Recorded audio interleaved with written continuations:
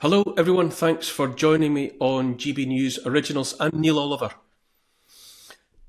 I'm so angry about so much, you may have noticed over the years, that sometimes I have to do a bit of a stock take of the various causes of my anger so as to try and narrow it all down a bit, stay focused, By now I realise that what I find most exhausting of all, / most frustrating, / most infuriating, is listening to political types sit or stand in front of us and blame the unmistakable destruction of our country unfolding all around us on nothing more than mistakes and incompetence by the other side. As if there is another side in this world of the uniparty, matching multiple cheeks of the same bottom. To listen to them in Britain, for example, you'd think, for example, that the mass immigration of fighting-age men into cities, towns and villages up and down the country was on account of someone's mistake, the consequence of having the wrong people in the relevant jobs. We're invited to think the people in charge right now have lost control of the borders. We're told the hundreds of strangers arrive on our shores every day, for years now, only because someone somewhere isn't doing their job properly.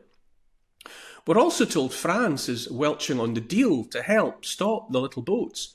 Not so little boats, by the way.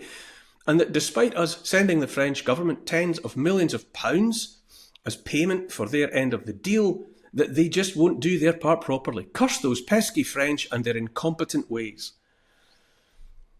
This is a perfect example of what I mean. What makes me so exhausted, / frustrated, / infuriated. For those not in on the trick, here it is. I say the borders are fully under control as always, just that they're under control by people who want thousands of people to arrive rather than to keep them out. France is also playing its agreed role. I say it's obvious that the borders have been deliberately opened and that large numbers of new people are being brought into Britain to change the makeup of the population. I say it's that simple. No one in authority has lost control of anything, apart from their integrity and morality, obviously. Nothing that is happening by accident or on account of anyone's incompetence. Far, far from it. On the side, some more tens of millions of pounds hoovered up from British taxpayers are sent out of the country, allegedly to pay the French, but as I see it, they might as well just flush them down the toilet because the effect is the same. I say that's just another part of the plan, a bit like a sweetener, and also part of the bigger, ongoing, round-the-clock effort to take as much money as possible from people working here, stop them having it, and send it anywhere and everywhere instead. Chancellor Rachel Reeves will shortly announce how she's going to take even more money from people. She'll say she's dealing with mistakes made before her time in the job. She'll say it's about tightening belts to face an increasingly challenging economic reality. Her political opponents will rant and rave regardless and insist we, the people, would have more money in our pockets if they were in charge. I say their words are meaningless because the intention, arguably not their intention, but the intention of those making real decisions, is to make people poor and so dependent on the state, softened up for Agenda 2030 and feudal digital slavery. Communities in Britain are shocked and appalled. They are especially appalled by the consequences of mass immigration, murders here, rapes there, and no one doing a damn thing about it. I read online this morning about community concerns in Inverness in the far north of Scotland about the news 300 asylum seekers are to be placed in an army barracks in the city. But the disruption, anywhere and everywhere, the sowing of racial and religious hate on all sides, I insist that none of it is taking anyone in authority by surprise. On the contrary, I say. I've said before, and I will again and again, that there is no incompetence here, that no mistakes are being made, no one dropping the ball in the Home Office or anywhere else. This is happening to plan, to order, because I say Britain, the West in general, is being demolished, a controlled demolition. No mistakes, no incompetence, just the careful execution of a plan laid long ago and only now coming to fruition. Individual British police officers do as they're told, which is all they're allowed to do. But the overall picture of grief, distress, incomprehension, confusion, dismay, anger, fury, wrath, all of that is not the accidental consequence of the incompetence of anyone in authority, but the long-planned and carefully executed plan all along. The actions of the judiciary exhaust / frustrate / infuriate the millions in relation to what we have learned to call two-tier policing, in relation to the deportations that do not happen and then make useful headlines, but not by accident and not because they're incompetent or making mistakes. Like the politicians and the police and the rest of the authorities, the rest of the establishment, they are playing their appointed parts perfectly.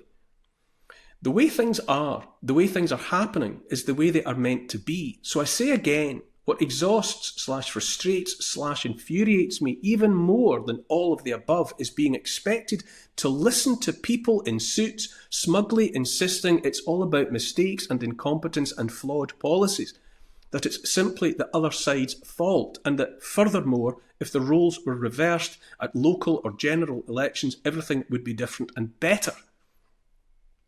If you haven't worked out for yourself, I'm here to tell you nothing of the sort is even remotely possible under the existing system. You might as well listen to a bullet fired from a gun say it's going to change direction in flight because it wants to, or a tool on a lathe say it's going to cut a different shape into the metal being rolled past it. I am as exhausted / frustrated / infuriated as anyone by the nonsense coming out of Ed Miliband's mouth. I saw the headline this week about how he's making households pay up to £1.1 billion extra for offshore wind. I have to say he's been well picked, has Ed. He even looks like a clown of the Mr. Bean variety, all that clumsiness, that ukulele he likes to brandish. I look at him and know without a shadow of a doubt that he is no more and no less than a masterclass in making most of the general population angry enough to kick a puppy through an extractor fan. And if that wasn't infuriating enough, on top of that we have to listen to other suits say that under their watch it could and would all be different. I say that when they say that, they are either lying or they actually think what they're saying is true. And I leave you to judge for yourselves which is worse. Newsflash, everyone. I say Western Europe, Britain included, is being carefully and deliberately deindustrialised. I don't know if you remember the small matter of the destruction of the Nord Stream pipeline. You know, the one that brought cheap gas from Russia into Germany, that one. The one that then US President Joe Biden promised would cease to exist if it ever posed him or the US a problem. The one that was duly destroyed in September 2022. And we're still supposed to accept that even now no one knows who blew it up. Germany's economy is on its knees, and the economies of the rest of the West suffer incessantly for want of affordable, reliable energy.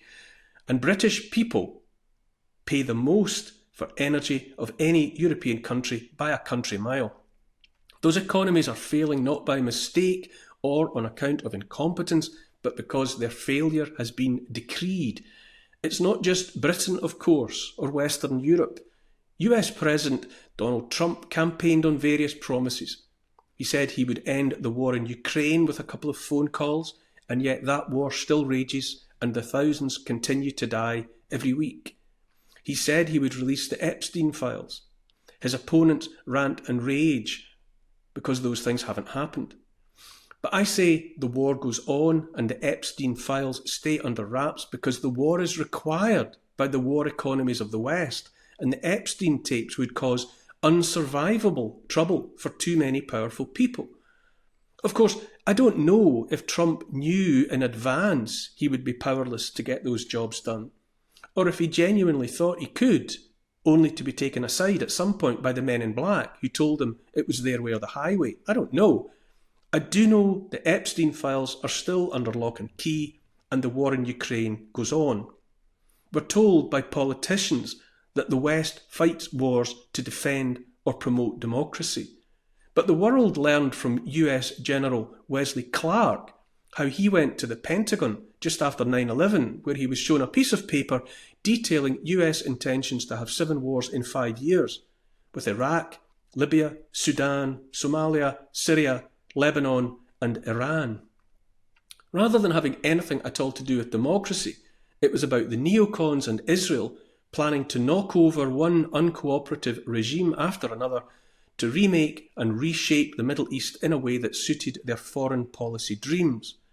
So I say again, what angers me more than anything else is, at the same time as watching in horror as my country is deliberately demolished, along with the independent countries of the rest of the West, as men and boys die in Ukraine, as unrelenting horror unfolds in Gaza, at the same time as seeing with my own eyes what's happening and understanding to my own satisfaction why, because I'm not stupid, having to listen to politicians and the rest tell me right to my face that uncontrolled immigration is just the other guy's fault, his or her incompetence, being told that it's becoming ruinously expensive just to live in this country of Britain because of bad man Putin, or because incompetent decisions are being taken by some politician somewhere, being told that war is being fought in my name to defend democracy, having to watch deliberate, carefully planned and executed policies that impoverish